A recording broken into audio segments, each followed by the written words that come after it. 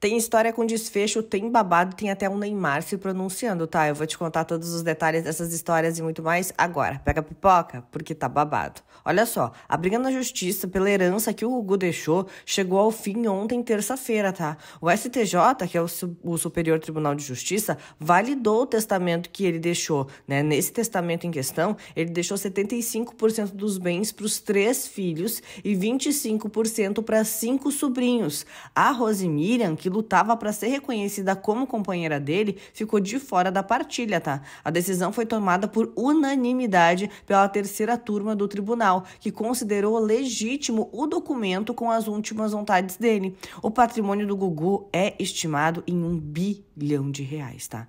A informação, inclusive, foi revelada em primeira mão e confirmado pelo Notícias da TV. O processo seguia em segredo de justiça, tá? E não cabe mais recurso, ou seja, terminou mesmo. E de acordo com a relatora, a ministra Nancy, o Gugu tinha direito de deixar parte dos recursos dele para quem ele quisesse, respeitando os 50% que são por direito dos filhos herdeiros dele, que são, né, reconhecidos ali e tal. Ou seja, o João Augusto, a Sofia e a Marina. E aí, na decisão, ela chegou a dizer assim, ó, examinando a disposição testamentária transcrita no acórdão, conclui-se que o testador, que no caso é o Gugu, pretendeu dispor de todo o seu patrimônio e não apenas da parcela disponível, os 50% que poderia distribuir como quisesse.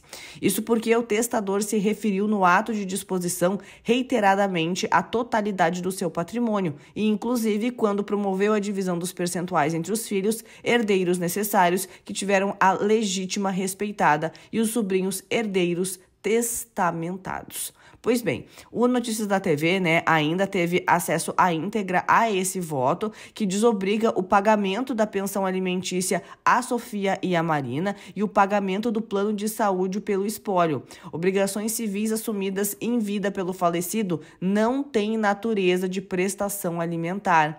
Ela também pede extrema cautela e zelo para não ferir a manifestação da última vontade do Gugu, fazendo cumprir fielmente aquilo que ele pretendeu nos termos de sucessão.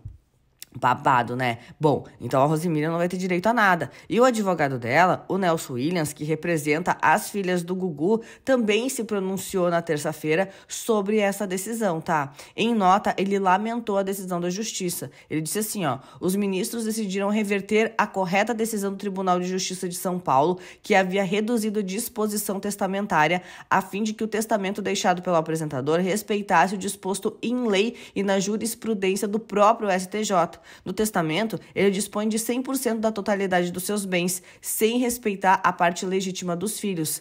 Na prática, então, o advogado fala que o testamento não seguia a lei vigente, né? Ele diz que, de acordo com a lei brasileira, o testador deve resguardar metade de todo o seu patrimônio, no caso a parte legítima, e somente pode dispor em testamento da outra parte disponível. Para ele, é possível recorrer dessa decisão para o advogado, apesar de falar que não pode, ele disse que pode, tá? Porque a decisão do STJ não vai de acordo com as tradições. Ele disse assim, ó, trata-se de uma quebra de preceito de ordem pública, abrindo precedentes e trazendo uma insegurança jurídica ao ordenamento brasileiro, tá? Ele ainda explicou um dos pontos polêmicos. Ele disse que se fosse a intenção do apresentador do Gugu, né, no caso do Gugu, deixar 25%, ele teria testado 50% da parte disponíveis para os sobrinhos e não 25%. Ele também esclarece a condição da Rosemiriam, de acordo com o testamento, não vai herdar nenhum centavo, tá? Ela não vai nadinha, gente, nada. Zero. Ele explicou que a ação visa reconhecer a união estável e que isso está acontecendo em outra instância. Ele disse assim, ó, preciso deixar claro que a Rose não faz parte dessa ação, portanto, não há como confundir essa decisão do STJ com o processo de união estável que move a viúva Rosemiriam. São processos distintos e incomparáveis. Ou seja, ele disse que de um lado eles estão tentando provar que ela era esposa dele, mulher dele, e por isso que ele, como eles não conseguiram provar isso daí, ainda não finalizou, no testamento ali no STJ, eles já descartaram ela, entende? Porque ela não estava ali. É isso. Bom, agora vamos falar da Alexa. Ela falou sobre ter reatado o casamento com o Guimê, né? Depois de ver sinceridade e arrependimento dele. Mas ela reconheceu que o comportamento dele no BBB não tem justificativa. Isso tudo aconteceu quando ela foi no podcast, tá? Ela explicou que depois da expulsão do Guimê, pediu um tempo para entender o que estava acontecendo, né? Que ela falava que tinha que entender o que estava, como é que estavam as coisas na cabeça dela e que ele respeitou o tempo dela. A Alexa ainda levou em consideração os 8 anos de relação para reatar o casamento e ela também agradeceu o carinho e o apoio do público, mas disse que a vida pessoal dela só diz respeito a ela.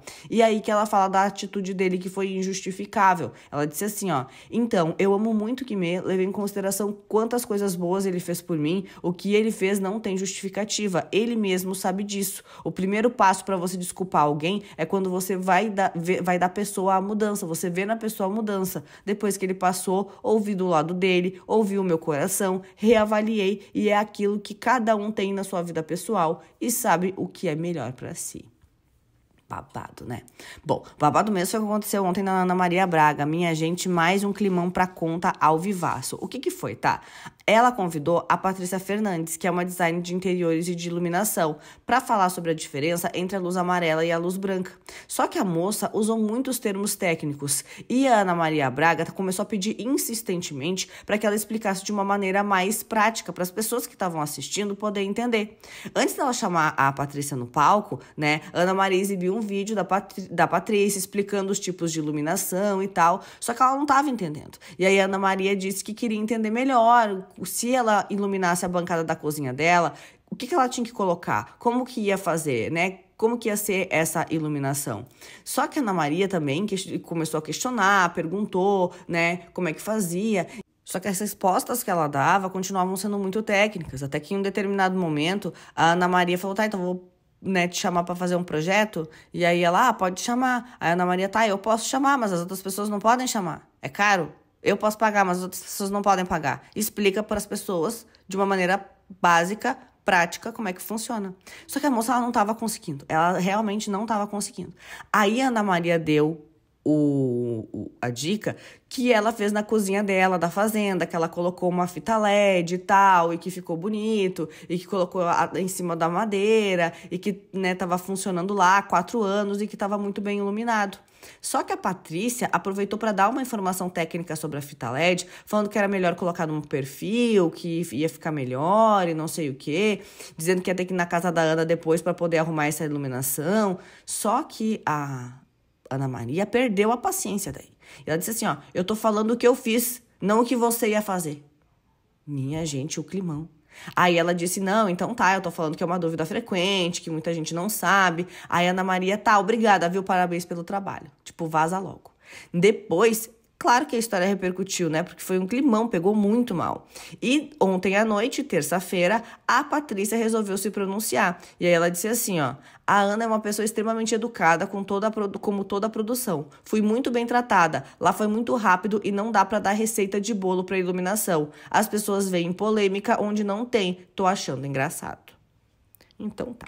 Bom, quem também se pronunciou foi o Neymar, tá? Ele se manifestou através das redes sociais também ontem, terça-feira, no meio de todos os rumores de que ele teria traído a Bruna Biancardi, que tá grávida dele, na véspera do Dia dos Namorados. Diante de toda a repercussão, ele compartilhou uma mensagem que era o quê? Aquela indiretinha, né? Que é bem coisinha de Neymar, indiretinha. Lá no Instagram, ele postou isso tudo e tal, postou um monte de fotos dele no casamento do parça dele, que foi ontem e tal. E ele disse assim, ó, toda a minha vida eles tentam me derrubar.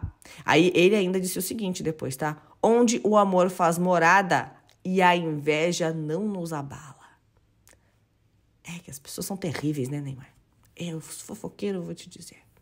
Papado, né? Bom, e você, o que acha dessa história toda? Me conta aqui nos comentários porque eu quero saber, tá? Tudo que rola nas redes sociais, tudo que é assunto no mundo dos famosos, você sabe. Encontra tudo, explicadinho, tintim por tintim, em ordem cronológica, aqui no Já Contei.